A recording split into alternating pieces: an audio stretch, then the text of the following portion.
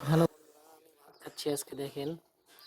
শুকনো মরিচ নিছি, তারপর লাল শাক, শুকনো মরিচ লাল শাক, শুকনো মরিচ লাল শাক, একটু চরচড়ি আর কচু ঘাটিতে ভাত খাবো আজকে দেখেন। লাল শাক দিয়ে ভাত খাচ্ছি, লাল শাক।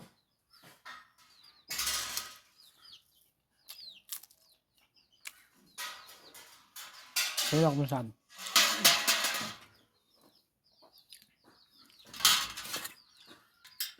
যে কচু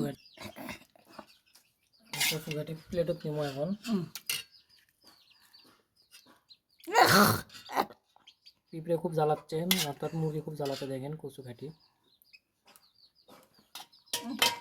এ হলো কচু ঘাটি, লাল কাঁচামরিচ, কাঁচামরিচ আনতে দিছি কাঁচামরিচ।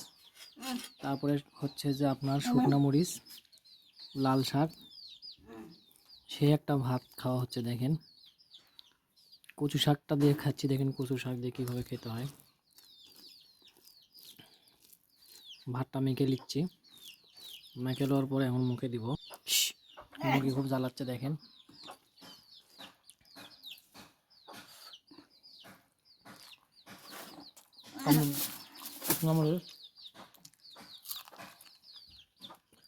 গোস্ত লাগে না ভাই, গোস্ত লাগে না। এই যে সঙ্গে আরোটা নিলাম কাঁচামরিচ, শুকনো মরিচ, সে একটা ফিল হবে দেখেন, সে একটা ফিল। কচু ঘাটি দিয়ে সেই রকম একটা ভাত খাওয়া যায় দেখেন। এবার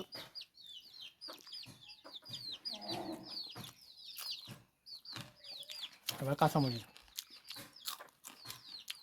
সেই আপনারা খেয়ে দেখতে পারেন। কচুর দিয়ে ঘাটিতে ভাত খেতে খুব মজা লাগে দেখেন। আবারও খাচ্ছি।